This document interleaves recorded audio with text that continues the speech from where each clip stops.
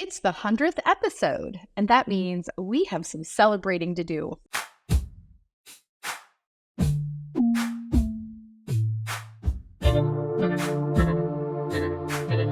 Welcome to the party. In this episode, you're going to hear from me, Augustine Colebrook, your host and the founder and principal at Midwifery Wisdom, as I share some highlights from some of my favorite episodes, including beautiful quotes, ideas, challenges, the real problems, and some solutions for and from visionaries, revolutionaries, and leaders in this profession, as well as some experts in allied positions.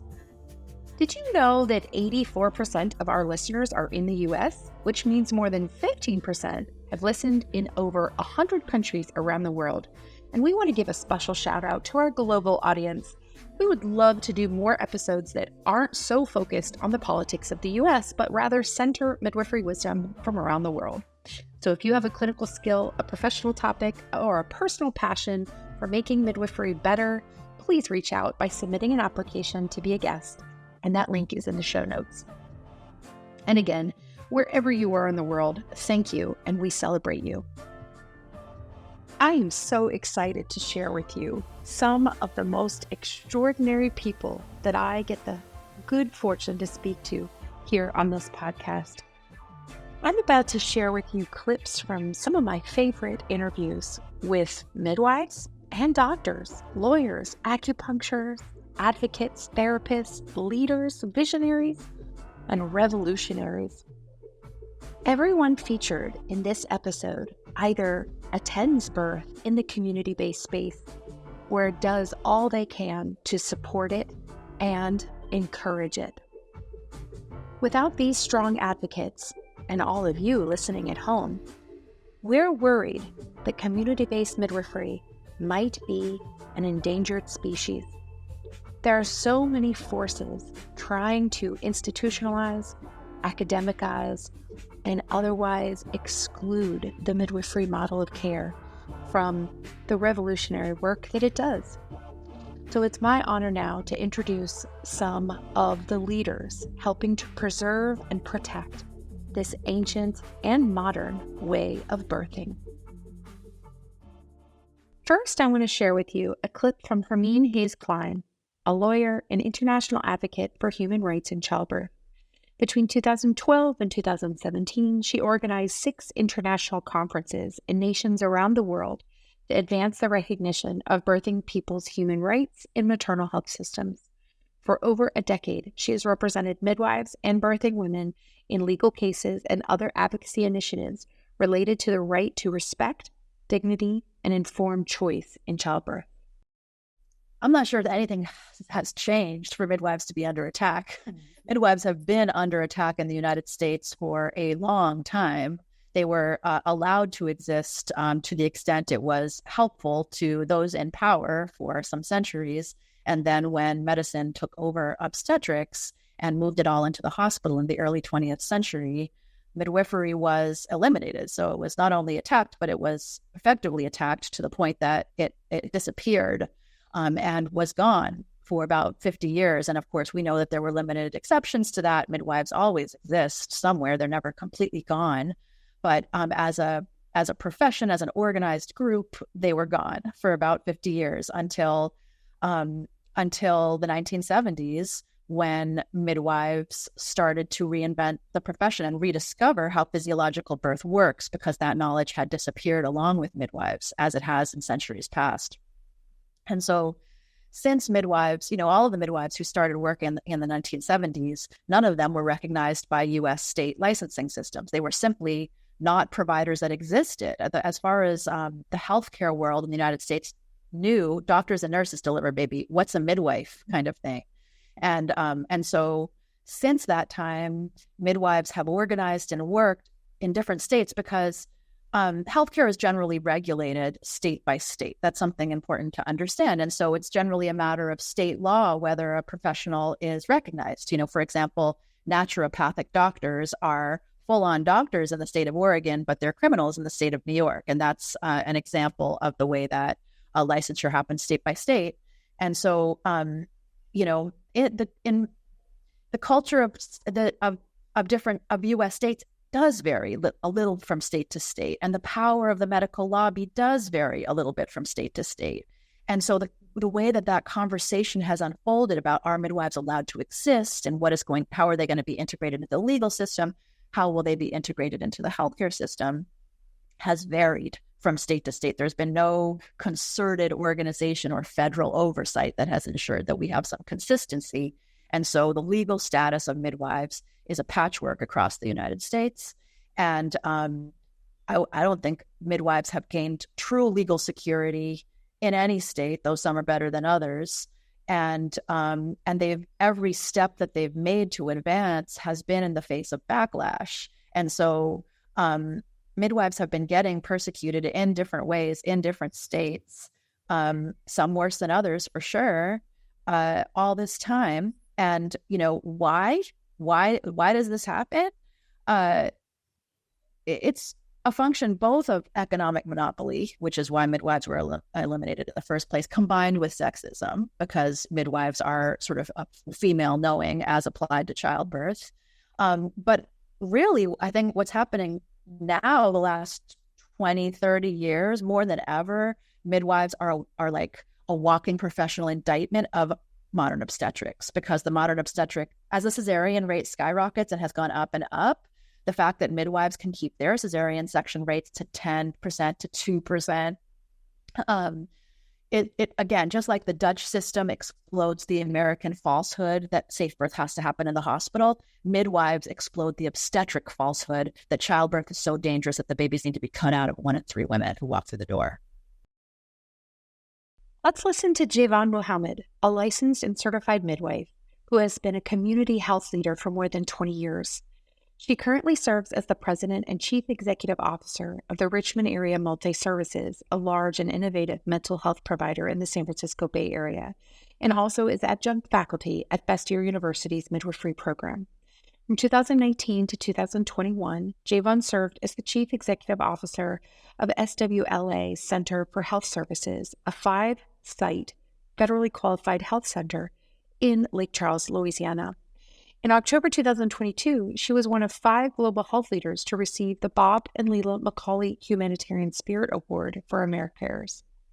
Her experiences also include serving as the chief executive officer of the Marin City Health and Wellness Center, a 6-site federally qualified health center focusing on African American health equity. While at the MCHWC, she served as a number of innovative programs, including Marin County's first freestanding state-licensed and nationally accredited birth center, a maternal health program for underserved women in one of the poorest communities in the country, a medication-assisted treatment program for opioid and alcohol addiction, and an alternative high school to address behavioral health challenges focused on African American culture, leadership, and role models. Medical students need to see births, unmedicalized births. It is always alarming to me when I talk to, and just if we go to the business of being born, for example, that was the first time that I really saw it in my face. A group of residents say, I pretty much never saw an unmanaged birth. And I don't know how you become great at birth when you never saw someone go into labor and nobody do anything. Like, how do you even understand the fullness of the stage, right? Like, sometimes people come to me and they're like, well, when I was, I had my first baby, I was in labor and I was in labor for 48 hours. And sometimes that's abnormal, but it's not. Like, right? You weren't in active labor for 48 hours, but it all seems the same. And they have this concept that I go to the hospital, I get my Pitocin, and here's the time and it's done. And I think that we got to start exposing, like, if we want to see amazing physicians, and we do, like, we all want to see that, they have to have more skill level with people who are not medicalized. When we opened our birth center in Marin, our goal was to offer that service to physicians. We didn't only want midwives to deliver at the birth center. We wanted physicians to have a patient who said, I don't want to deliver at the hospital. I want to be at the birth center and be able to use that space and share that space with midwives. But that concept is not, it's not really hard for midwives. We would welcome that. It's the physicians that it's difficult for. But we feel like if you have a patient, they should be able, as if they were in Canada, right, to deliver where they want. So if you are comfortable doing a birth center birth and you're a physician, there are so many birth centers that want to open up their model, their open model, to include physicians. It's really not us. But until we start teaching about unmedicated, unmedicalized birth, then the doctors will be in fear and they will think that they have to do this thing. How do I catch a baby without an IV? Like, I have to be super prepared. How do I catch a baby standing up? How do I just let the mama be? And how do I support her and however I think that all physicians have to do that. Like, I don't know, maybe some module in the birth center, do a home birth. Like, you can, it's easy to judge something that you don't know. And then, so my chief health officer at the time we opened the birth center was a pediatrician. And she did not want anything to do with that birth center. She was terrified when we said we were going to do it.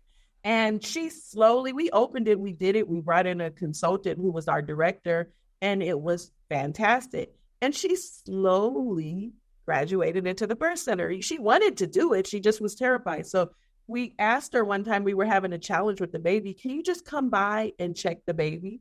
You know, that was the start of a very great relationship, because once she realized what was happening in there, she wanted to be available for every birth she could, because who doesn't want to do that? It's exciting. So I think we have to start exposing physicians to what we want to see. We can't just say, here's who we want you to be, and then we don't support them in the journey to become that. And so that's what I think is at the foundation of this all. It's like, we're asking someone who has no experience in this thing to not be judgmental and to know how to do it. Javon, you're spot on. Let's make a challenge to all the midwives in the country that they invite physicians to their birth. I've had the great privilege to hear from Dr. Sono Patel, not only in person at last year's Midwifery Wisdom experience, but also on this really incredible podcast interview.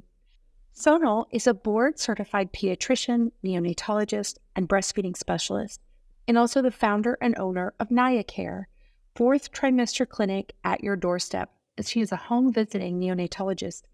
She's also a published author, podcaster, TEDx speaker, and co-founder of the Center of Fourth Trimester Care. Her career has been centered on infant nutrition and has its impact on the infant childhood development and improving postpartum care. Her personal and professional experiences have taught her the role of breastfeeding and fourth trimester's impact on maternal and infant health. How does the mainstream medical system fail new mothers? Yes. So what it does is that during pregnancy, you have about 10 to 15 appointments for yourself. And we'll overlay that with the maternal mortality data, because then it becomes more evident. Then thereafter, after you give birth, you have one postpartum visit at your 6-week mark. And we know from data, 40% of women do not go to their 6-week appointment.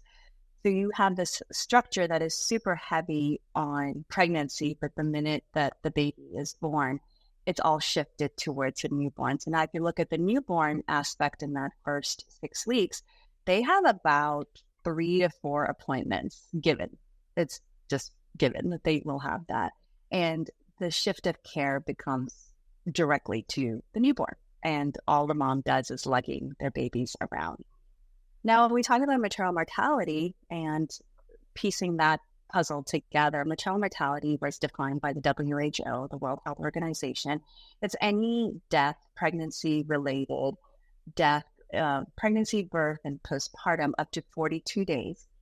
And there's other terminology that comes along with it, but up to 42 days after the birth of that child, or some sort of how the pregnancy ends. Unfortunately, we do have abortions and we do have miscarriages, and so those are accounted for as well. So when you look at that data, you notice that 1/3 of mothers are dying in pregnancy, but 2/3 are dying after birth. And when you look at the medical system, we're not supporting those mothers. Moreover, when we have those 6-week appointments, so 6 weeks aligned exactly with the 42 days, you have of those 2/3, you have about 50% of women that are dying from pregnancy and postpartum related complications during that period. And then on top of that, 40% of women don't go to their appointment. And we just skim over, we talk about maternal mortality because it is a crisis, and we'll get into that. However, we're really dismissing all the morbidities that we come with when pregnancies and all the education that happens there. We barely do a good job with maternal mortality, that we don't even talk about the morbidities that come that women face, you know. Christa Dancy is the founder and CEO of Dancy Perinatal, a nationwide mental health company specializing in perinatal mental health. As a licensed therapist with over 20 years of experience in mental health, she brings deep clinical knowledge to her role as a leader and innovator in healthcare. Christa frequently educates licensed providers, nurses, doctors, and midwives on the subject of perinatal mental health screening, diagnosis, and referral for their patients, as well as the potential for vicarious trauma in their own professions. Her passion is the prevention and treatment of perinatal trauma. Like I said, I came into this from the patient angle. That was my first introduction into it. And I remember one of my births that I attended as a doula, I had this moment. It was like most things. It was a really difficult experience that I had to do some therapy myself on to get past and to process. But looking back on it now, it was like it was the second, specialty that chose me. It was the moment that I looked in the provider's face and I knew what I was looking at, which was a trauma response. Yeah. There was a certain presentation that happened in the birth, and immediately the midwife's entire demeanor changed. And I knew exactly what I was looking at because I look at it all day long in my office. I was like, oh my gosh, it's happening here. Oh, no. Because this is not a good place for this to be happening, right? But also like, oh, such compassion. Like, oh, I remember saying to her, I was trying all my tricks to like bring her back into the room and bring her back into connectedness. And one of the things I said was, oh, how long have you been practicing? She says something like 25-ish years. It was a long time. She said, you've probably seen this presentation before. It's probably been hard for you in the past. Like, again, I'm trying my therapy tricks, right? Inviting her into dialogue so she can like process it instead of be in a triggered state. And she just looked at me, just daggers, and was like, yeah, you think? And it was just so like, I could just feel the pain. I could just hear the weight of the words, like beyond just that she's angry right now because she doesn't want to talk to me, but I could feel the weight of her words. And I felt like, oh my gosh. And so for a while, honestly, I'll be, the lack of creativity in my own mind, I was so overwhelmed by like, I thought I was solving one problem, but the problem is so much bigger than what I thought it was. Because how are we going to get providers and nurses to give trauma-informed care when they are traumatized? And that's not being acknowledged, and that's not being supported or treated or prevented. They're not being trained about it. They don't know that it's affecting their clinical decision-making. And, oh my gosh, how much this must be affecting their own personal lives, right? That they're carrying this around.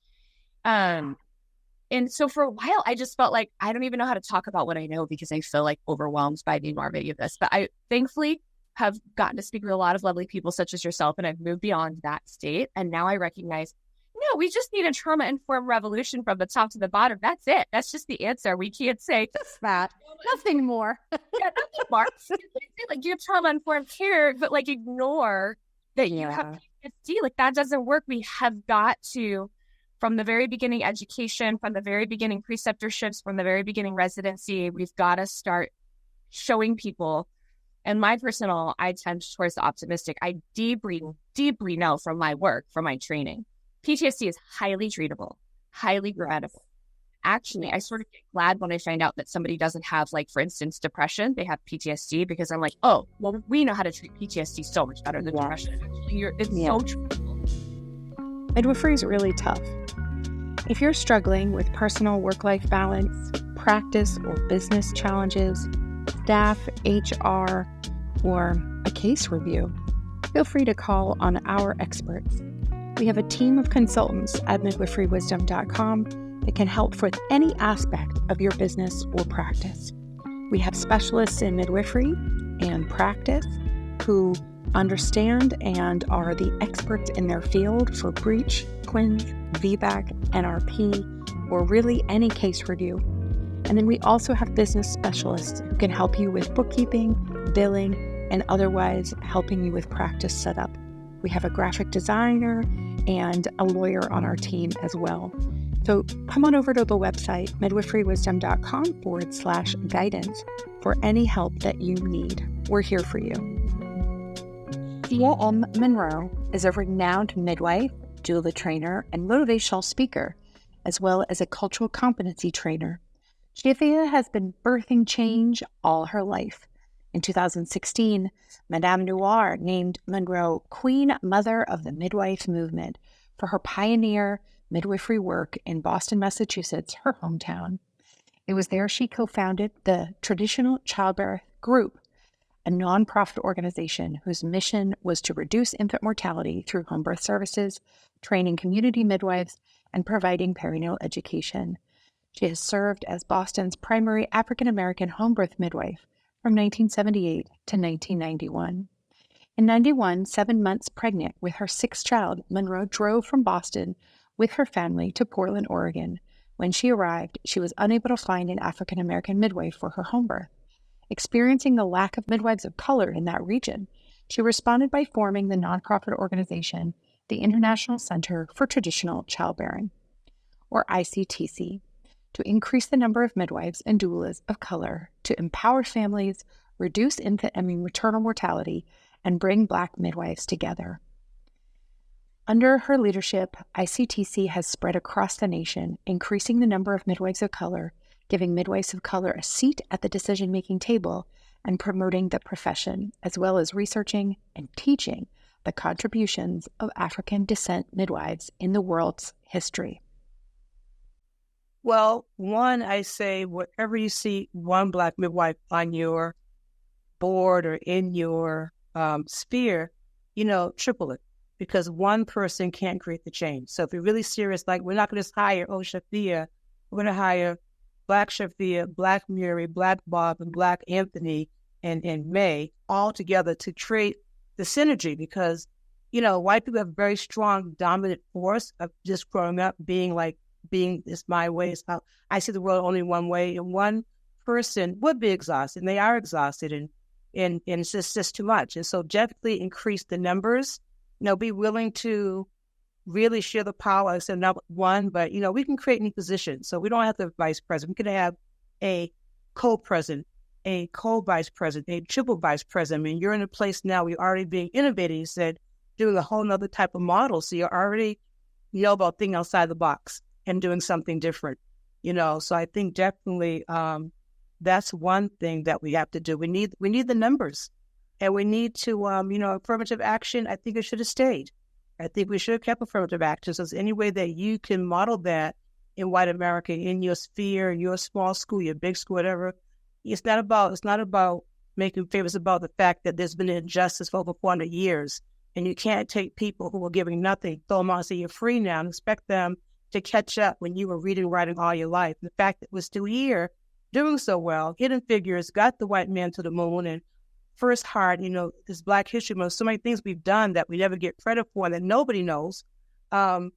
We owe African Americans kind of, we really do. We've not got reparations. So if we want to give reparations by opening up the door, giving several positions, giving, adequate pay, don't be on people's back minimizing and trying to make them be your way, but be willing to look at how they're doing and keep open mind, because what happens, you get that one person and they wind up just burning out, because not they can't do work. It's the socialization is, like you said, it's exhausting. Just people just constantly trying to not see you succeed, and constantly, you can't take it. And so that, I've always worked for Black organizations, so I don't know about that. I mean, I work for Black organizations, so I'm having a ball. I'm with women who respect me, who love me.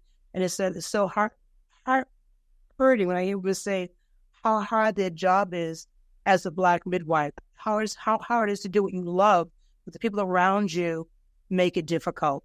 And so I just want to put that out there. Whatever you can do to not make that real, and giving people a chance to, you just say, okay, what can we do? And then when the person says it, sometimes they get ostracized, they lose their job, or it's just bad news. So then people can't be honest. Next, let's hear from Tanya Wills, who is a certified nurse midwife and an internationally board-certified lactation consultant. She is the owner of Manhattan Birth in New York City, where she and her team have helped thousands of expectant and new parents with heartfelt, down-to-earth, no purple crystals classes, support, and midwifery care in the childbearing year. Her techniques produce confident new parents who birth, feed, and parent their babies with gusto and pride, tackling anything that comes their way. Tanya is a graduate of the midwifery program at Yale University and known for her accessible, no-nonsense approach to childbirth and women's health. She is a featured expert on Yahoo Lifestyle's Know Your Body series, and she has also been featured in the New York Times, Fatherly, and interviewed on the podcasts Wild Womb, Yoga, Birth, and Babies, and right here with Midwifery Wisdom. I think that the my credential is better than your credential thing for wherever you practice is basically it's just pissing off territory. It's just the exact behavior that we are fighting against in order to help the people that we're trying to help have agency over their bodies. And when we subscribe to that, we're just breaking down what we have. And unfortunately, it's so ingrained, particularly in the American system, this idea of who knows what's best for your health? Who knows what's best in your own profession? What is sort of the hierarchy that is there? And looking up the ladder to say, is there somebody above me who can tell me if I'm right? And then if the data says that I'm right, then I can shout to everybody that I know the data and that I'm right. This is the stuff that keeps us down. It doesn't help. Yeah. So it's a big, big problem. And of course, I need to tell you that if we midwives are confused about how we're supposed to be behaving professionally to advance our own profession, that the people we're trying to help are also wildly confused. Yeah, wildly confused. Yeah, the definition is confusing. The 50 different laws is confusing. The 5 different entries to the community-based birth profession is confusing.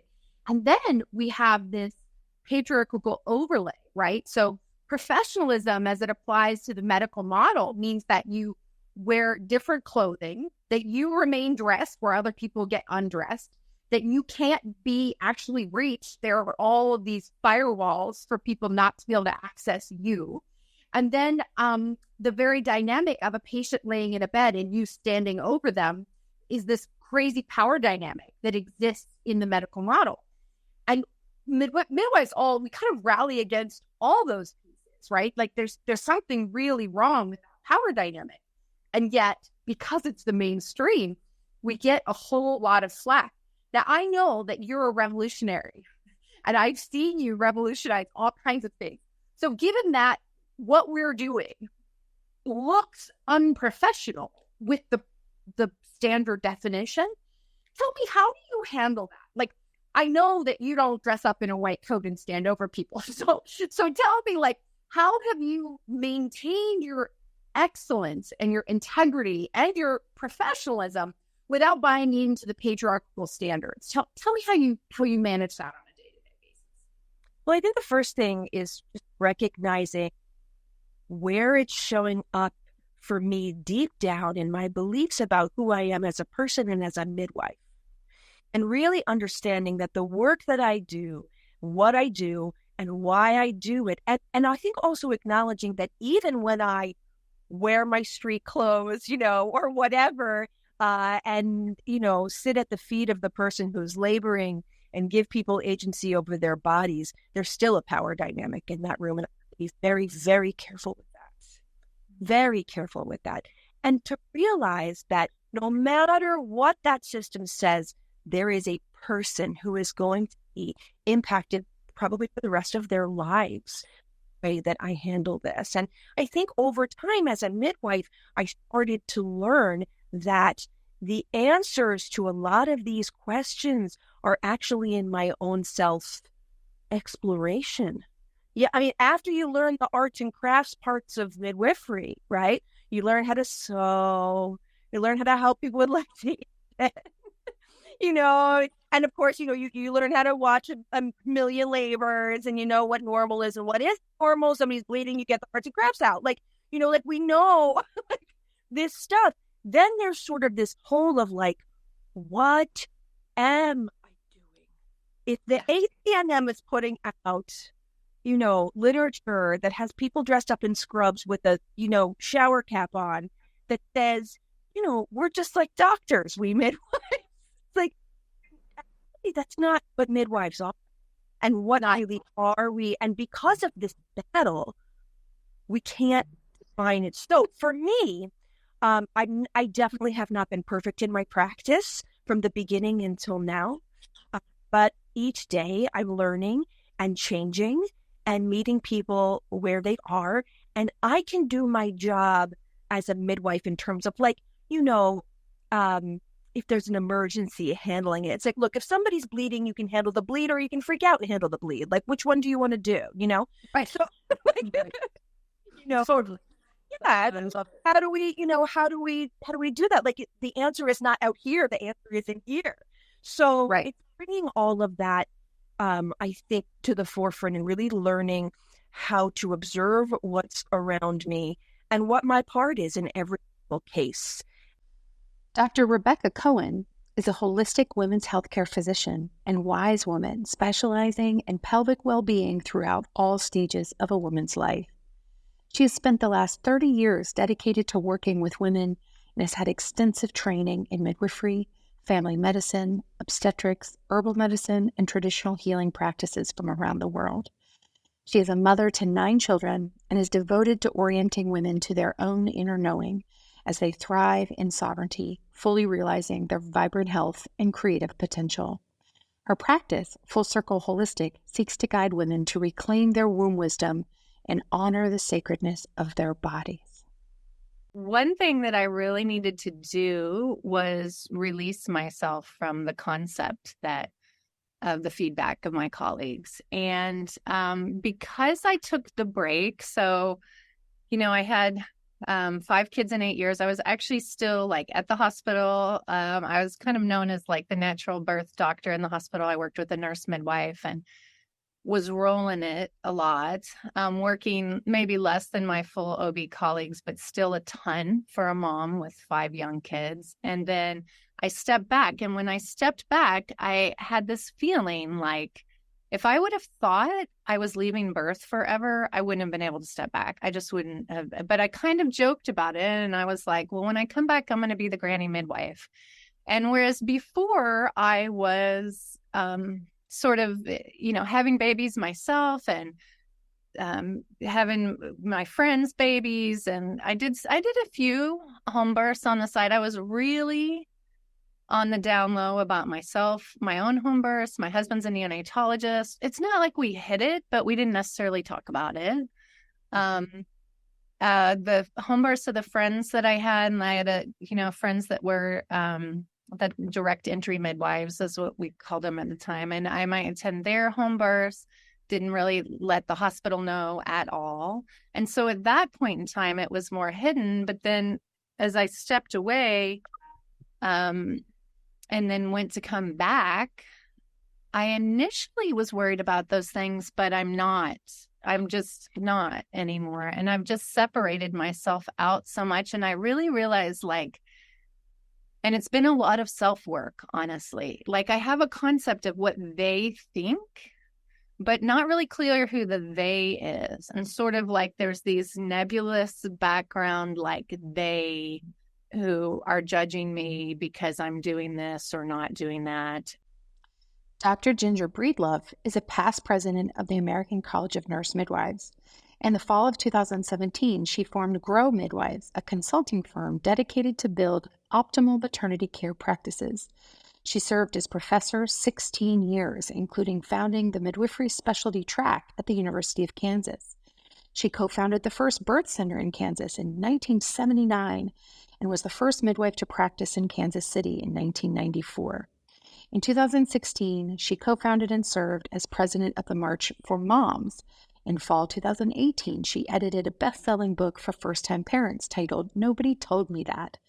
Dr. Breedlove is always making a wonderful addition to the international midwifery community. It's a lack of awareness by midwives and the barriers that they're trying to break down. So it's two sides of a coin. Again, getting back to the busy midwife, I did it full scope practice, 25 years. It's exhausting.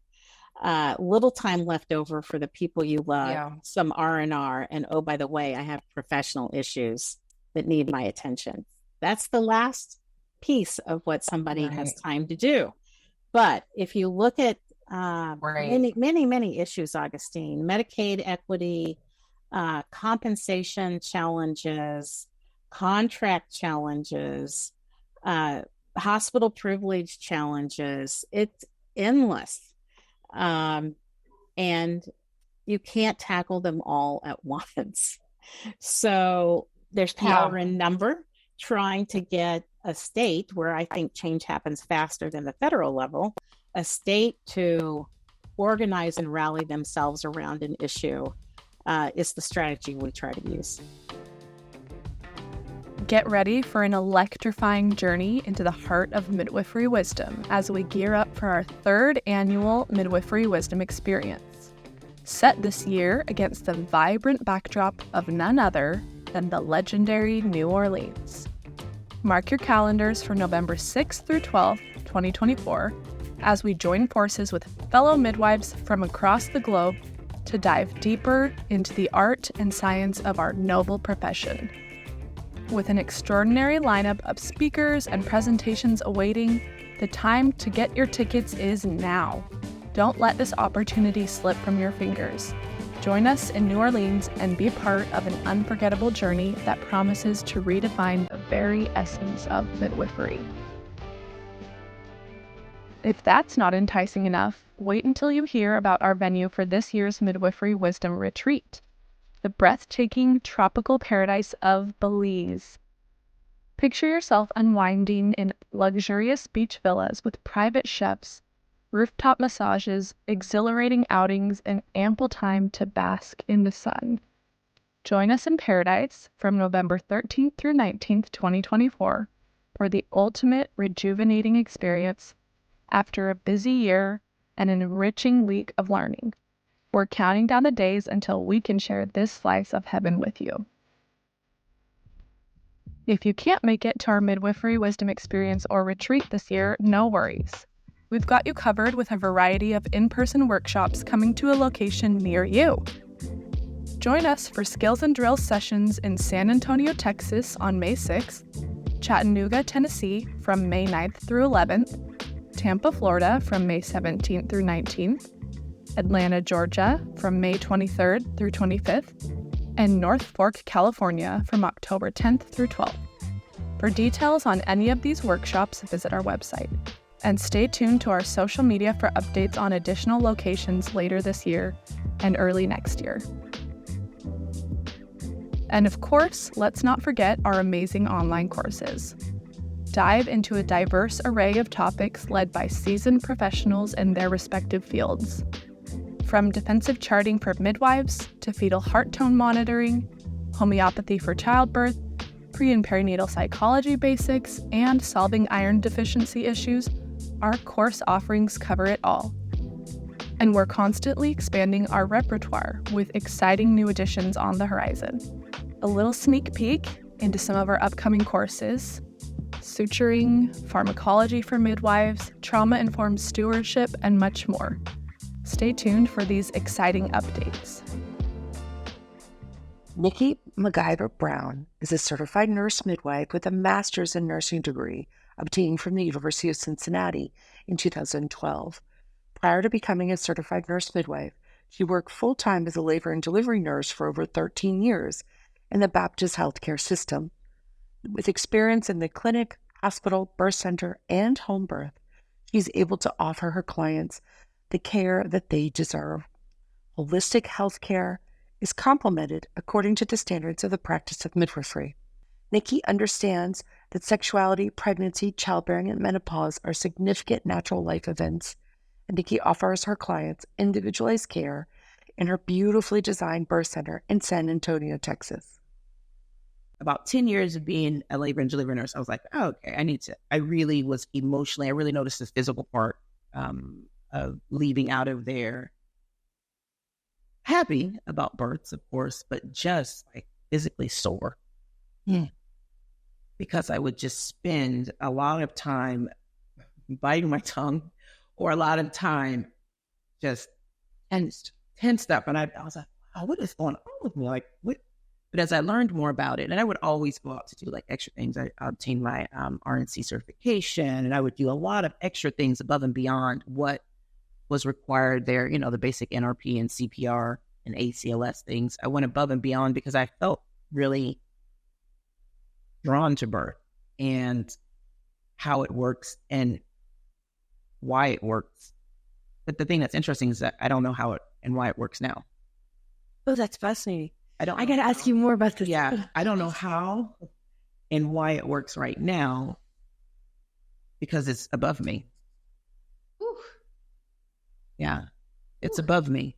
So I feel like that was the problem, is that we were so involved in making it work how we think it should work and causing more problems.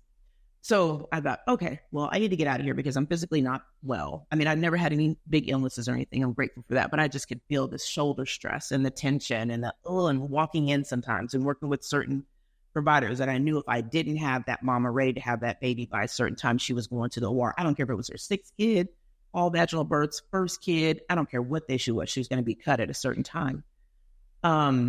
And so, yeah, became a nurse midwife. I went back to I had my associate's degree, and that's what supported myself and my family for 10 years. And then went back to get my bachelor's degree from Texas Tech. And then went to University of Cincinnati to get my master's degree. And here I am.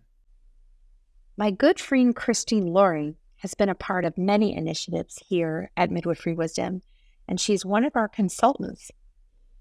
She's an international midwife who's been involved in women's health for over 33 years. She's an expert in high-risk maternity care in low-resource environments. She's attended over 5,000 births in more than 25 countries around the world and is a specialist in breech birth and twin birth. She's written depositions and given expert testimony in court on the subject. She is passionate in her support of bodily autonomy and medical decision-making and is a staunch advocate for undisturbed physiologic birth. She is frequently on assignment with Médecins Sans Frontières. There's just so much that's broken here. I guess, I mean, if we're looking at the hospital system, just the lack of respect for women and the and birthing people in general, and autonomy and informed choice. And I mean, it's basically non-existent here. I mean, I can't go, people talk about like the trauma that I experienced, vicarious trauma, going to these places. I would take that any day to walking into an American hospital and supporting somebody birthing in a hospital in general, anywhere in the U.S. Walk us why. Tell us specifically why. Why? I find it very traumatizing, the way the obstetric, trauma and abuse. Women are just not treated as though they can make decisions for themselves or their babies or their bodies, and they're just not respected. And as soon as a person goes into labor and they walk into the hospital, it's like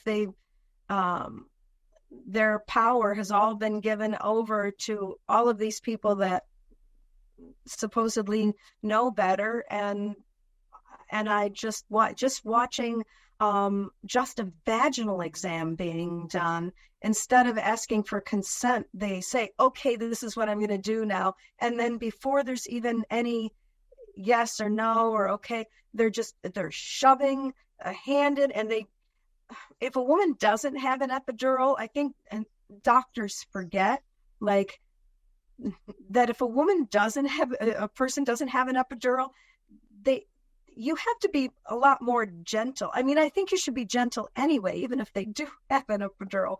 But I watch these exams, and it's like these women, they're jumping off of the table, and I'm like, what are you doing? Why are you being so rough? I've been doing this for 33 years. You don't have to do that. There's a way that you can do an exam that doesn't cause somebody to react the way, like, it's like, what kind of information are you getting that you have to be this rough? There's just stuff like that. It absolutely freaks me out, because I watch how the person then responds, and it's just, you can see it's very traumatizing for them. And there's just no reason it needs to be that way. And it's just something, and that's just a really small, simple example. Like, things like that, I just can't take it. And then if I'm there and I'm supporting somebody, that they can throw us out at any point in time. We don't have the right to be there. They can throw us out. So to say something like, whoa, hey, what the heck are you doing? Why are you doing that? They don't have to put up with me being there and questioning them or asking why they're doing it. So then I can't be there anymore to support that person. And then I've just literally cut off any kind of support that she has if I go and intervene in that kind of way. And then they make me leave. So again, I feel complicit, like I'm part of the problem if I don't say something. But then if I do say something, I could get thrown out. Next, let's hear from Aubrey Tomkins, who is a midwife serving Denver, Colorado, with the nonprofit community-led birth center that she helped to found called Seasons Birth Center. She has been immersed in perinatal health since 2005 and has worked in all care locations, served as faculty in the American Association of Birth Centers How to Start a Birth Center workshop, and is also the current president of the AABC. We need to stand up and start saying, like, our country is killing people. It is dangerous to be pregnant in this country, particularly if you were a member of BIPOC community, right? The data is irrefutable.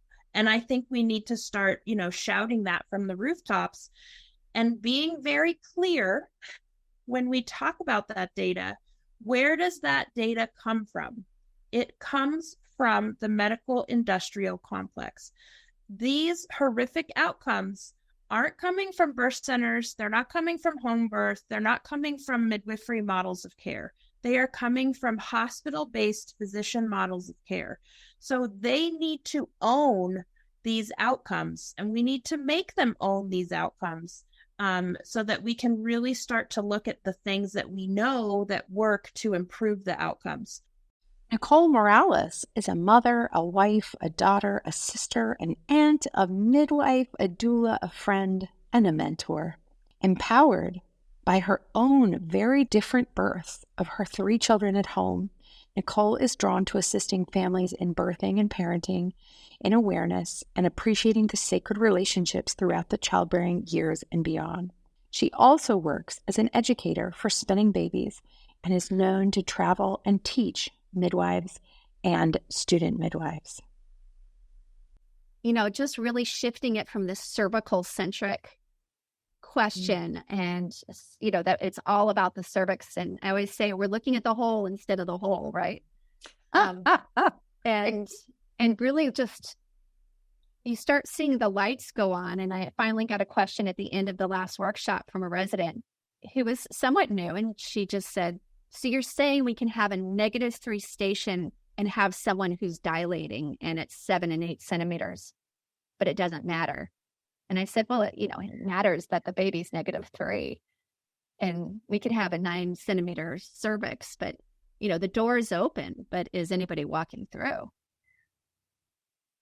So it feels really good to be able to kind of spiral this information systematically so that we can get into the anatomy and then into the it's really all of it's storytelling, Augustine. Really, it is. It's all storytelling. The research is storytelling. Into this, I'm like, we're telling story. We're humans. We're just telling stories. They're all research is storytelling. The spinning babies is storytelling. Yes. You know, the cervical centric story is there, and you know. So the question is, how do we heal or change the roots of the stories so that people can begin to see something different?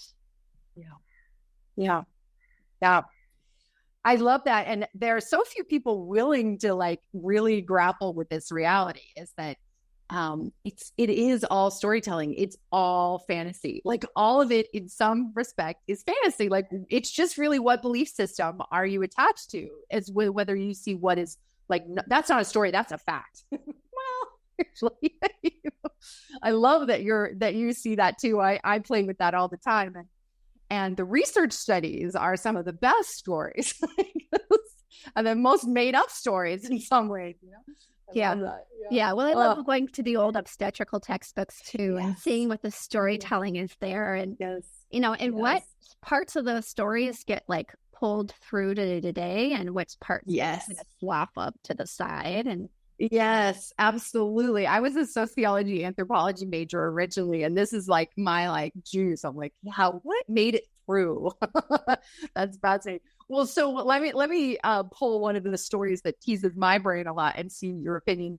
This 1 stage versus 2 stage delivery. These are great stories that have made it through the ages. Tell me, like, what do you talk about? Like, because a lot of medical folks will be like, oh, but you know, tell me what's kind of story refuting do you have around this whole thing? Oh, I kind of like to teach this. I mean, I like to teach first, second, third, fourth, fifth, you know, like 110th stage, you know, and now that I'm adult kids. But you know, I like to actually start with the first, second stage and just like, oh, what is it? How is it defined? And then slowly start pulling it apart by working into, well, I mean, because, you know, as we know, first and second stage is typically retrospective anyways.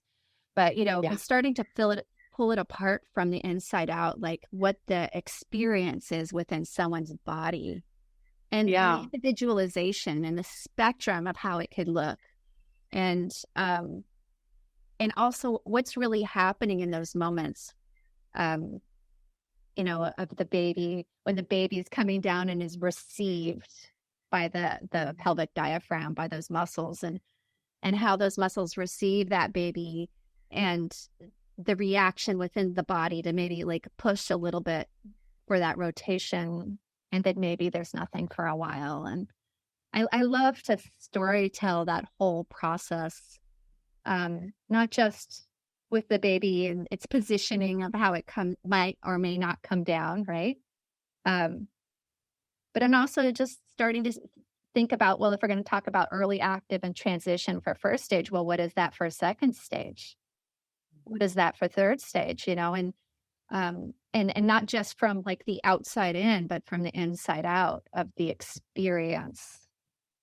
And you know, the labor land, of that hypnotic space, of that drop within the body and with the baby as well. As Gail says, there's only room for one head in the pelvis, and it's not that person who's birthing, right? And so, you know, I love to just make that a little bit more juicy. And of course, you know, I'll move it into, that's one story, is the stages of labor. And then I'll move into the hormonal cycles of, you know, and how fear gets in there. And then I'll move into the gate theory. And then I'll move into finally the storytelling of like the labyrinth and, you know, the one path in. There's no tricks or dead ends. It's universal, only one way. Sarah Thompson is a certified functional medicine practitioner, licensed acupuncturist, board-certified herbalist, birth doula, author, and educator with a passion for pregnancy care. She's also known as a leader in the practice and education of maternity functional medicine and published the first book on the subject, Functional Maternity, using functional medicine and nutrition to improve pregnancy and childbirth outcomes. Sarah brings together evidence-based research in prenatal and maternity nutrition with ideas of functional medicine. In 2001 and 2002, Sarah spoke at the Midwifery Wisdom Experience and Conference, and she is a clinical expert with more than 20 years of experience. Why do we not talk about magnesium and the need for magnesium for oxytocin receptors to work? And right? I just want a hallelujah right now. Yes. And why does the RDA have magnesium listed as 350 milligrams per day as the RDA when outside of pregnancy it's 450? When you look at the function and the physiology, you see that's not right. And it's because there's been very, very few research studies done on nutrition in the maternal physiology. Right. Now, luckily, in the last several years, we've seen that change, partly because our maternal health stats, at least here in the U.S., are so bad, and they're getting worse each year. We're not getting better. And so now there's more of like, oh no, this is a problem. Maybe we should look into this from a different angle versus just crisis management. How do we prevent these things from happening? And I feel very strongly that understanding clinical nutrition and how that plays into physiology of the maternal physiology is one of the keys to changing those stats. Once you start understanding what's happening in that maternal physiology and how nutrition plays into it, and you start to see, wow, okay, so these nutritional insufficiencies and deficiencies are real, and there's not a lot of research into how those affect the body, you start to kind of piece it together and go, you know what? This could be one of the things that helps us get out of this spiraling pattern. Gail Tully is the midwife who conceived and developed Spinning Babies, which went live online in 2001. It encompasses over 35 years of birth education and knowledge, including 20 years as a home birth midwife. Gail now writes and teaches and supports change in the birth paradigm. Back in the day, Gail was kept busy organizing doula program developments in hospitals and community nonprofits in Minneapolis, St. Paul, while training doulas with Dona International. Spinning Babies, belly mapping, the belly mapping method, resolving shoulder dystocia, and now breech basics are all unique offerings from Gail Tully. So our physiology is our teacher. If we can understand the needs of our physiology, including the nervous system, then that informs us in how to give care. What supports attachment? What supports attachment? Easier birth is for better attachment opportunities. Better is a judgment word. So let's say that again. Attachment is a natural result of physiology. Yeah. Right? That makes sense. And so we're looking at birth care to really optimize that. We're talking about our communication, our relationship with ourselves, that's why there's talk about overcoming our trauma. And it's my main focus these days too. Yeah. Totally. Right? Mm-hmm. Because that is an antithesis to our physiology functioning. Elizabeth Davis has been a midwife, reproductive health care specialist, educator, and consultant for over 40 years.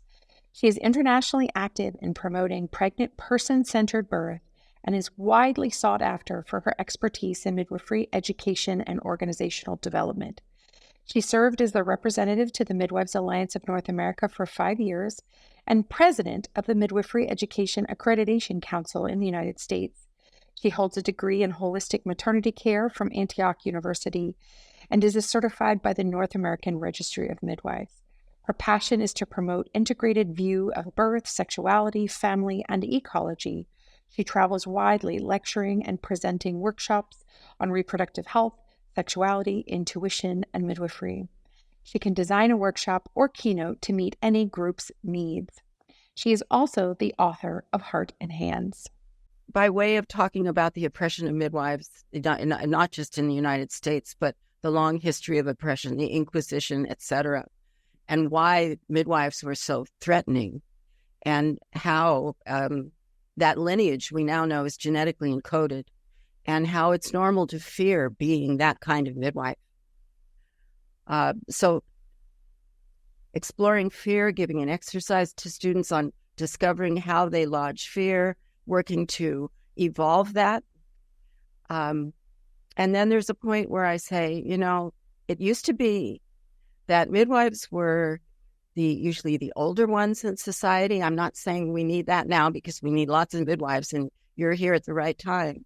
But they'd been through life. In fact, they'd experienced a lot of hardship, and in many cultures, you can't be a healer without a wound. So what's your wound?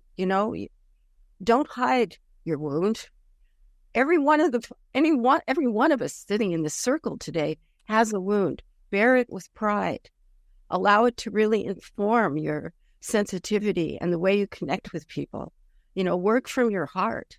That's a small step that I can make with each group of students to help them almost remember midwifery, really connect with a deeper lineage of midwifery.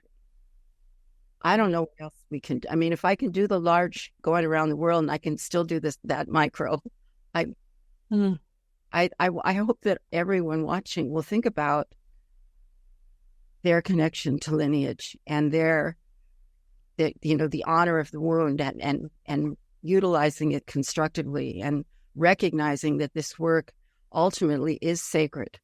It is a sacred charge. And if you work in that way with it, there's